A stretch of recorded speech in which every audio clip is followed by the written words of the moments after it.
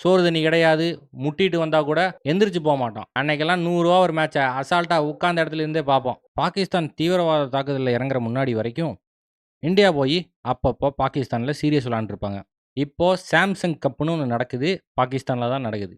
First 4 மேட்ச்ல 2, 2ன்னு ஆயிப்போச்சு. கடைசி மேட்ச் லாகூர்ல நடக்குது. ஆணைய தலைவன் சௌரவ் கங்குலி தலைமையில இந்தியா டீமும், இன்சமாம் உல் ஹக் தலைமையில பாகிஸ்தான் டீமும் விளையாடுறாங்க. இந்த மேட்ச்ல இந்தியா ஃபர்ஸ்ட் பேட்டிங் பிடிக்கிறோம். சேவாக் லைட்டா அடிக்க ஆரம்பிச்சாப்ல. ஆனா என்ன ஆயிப்போச்சுன்னா, சீக்கிரமாவே அவுட் ஆயிட்டாப்ல. அதுக்கப்புறம் விவிஎஸ் லக்ஷ்மணும், அண்ணன் சச்சின் ரமேஷ் டெண்டுல்கரும் இறங்கி ஒரு நல்ல பார்ட்னர்ஷிப்ப போட்டு டீம் அப்படியே பில்ட் பண்றாப்ல. மொரட்டு பவுலர் முகமது ஷமி வந்து சச்சினோட விக்கெட்ட குளோஸ் பண்ணிட்டாப்ல. இப்போ 15 ஓவர் ஆயிப்போச்சு. 80 ரன் அடிச்சிருக்கோம். 2 விக்கெட் போயிருச்சு. சௌரவ் கங்குலிய அக்தர் வந்து குளோஸ் பண்ணிட்டாப்ல.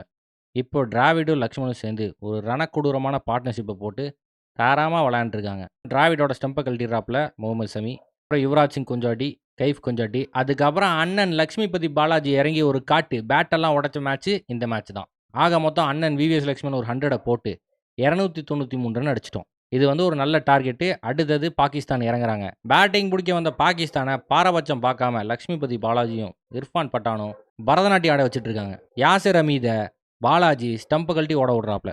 அதுக்கப்புறம் வந்த யூசப் யுகானா, அதாவது முகமது யூசஃப இர்ஃபான் பட்டான் க்ளோஸ் பண்றாப்ல. 7 ஓவர் முடிவுல 3 விக்கெட் போயிருச்சு. அதர பாதாளத்துல இருக்கானுங்க பாகிஸ்தான். கிரீஸ்ல இருக்கிறது 2 கொடூரமான பிளேயரு. ஒண்ணு யூனிஸ் கானு, இன்னொன்னு அண்ணன் இன்சமாம் உல் ஹக். 2 பேரும் சேர்ந்து ஒரு குட்டி டெஸ்ட் இன்னிங்ஸ் தான் ஆடுறாங்க. ஏன்னா, நிலைமை அப்படி இருக்கு. 3 விக்கெட்டு முன்னாடியே போயிருச்சு. அதனால பார்த்து பொறுமையா தான் ஆடணும் ஆடிட்டு இருந்தாங்க. இர்ஃபான் பட்டானை இறக்கி யூனிஸ் கான க்ளோஸ் பண்றோம். அதுக்கப்புறம் வந்த ஷோயப் மல்லிக் நல்லா விளையாண்டுருக்கான். கூட இன்சமாம் வேற இருக்காப்ல. இன்சமாமு ஓகே. இதுவரைக்கும் விளையாண்ட டெஸ்ட் இன்னிங்ஸ் போதும். இதுக்கு மேல அடிச்சு ஆடிற வேண்டியதான்னு சொல்லிட்டு, எடுத்து நேரா ஸ்ட்ரெயிட்ல ஒரு 6 விடுறான் பாருன்னு சொல்லி அடிச்சாப்ல.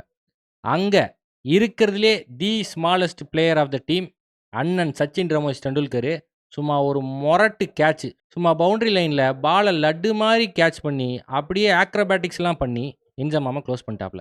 25வது ஓவர் பக்கம் ஆயிப்போச்சு. 100 ரன் கூட அடிக்கல. 6 விக்கெட் போயிருச்சு. பாகிஸ்தானுக்கு சான்ஸே இல்ல அப்படின்னு இருந்த டைம்ல ஷோயப் மலிக்கும், மொயின் கானும் சேர்ந்து சரியான பார்ட்னர்ஷிப், ரணகொடூரமான பார்ட்னர்ஷிப். 40வது ஓவர் வரைக்கும் டச்சே பண்ண முடியல. இந்தியா இப்போ பதட்டம் ஆயிட்டாங்க. கடைசி 10 ஓவருக்கு 100 ரன் தேவை. அன்னைக்குன்னு பார்த்து அதிசயம் நடந்து இவங்க 2 பேரும் கிரீஸ்லேயே நின்று அடிச்சானுங்கன்னா ஜெயிச்சு போடுவானுங்க. அப்போ தான் வராப்புல சேவாக். சேவாக் வந்து ஷோயப் மல்லிக்கோட விக்கெட் எடுத்துட்டாப்ல. அதுக்கப்புறம் ரொம்ப கடினமான மேட்டர் ஆகி போச்சு. அப்படியே ரன் ரேட் எகிரிருச்சு. 4 ஓவருக்கு 48 ரன் வேணுங்கிற மாதிரி ஆயிப்போச்சு. என்ன காட்டு சுத்துனாலும் ஒன்றும் பண்ண முடியல.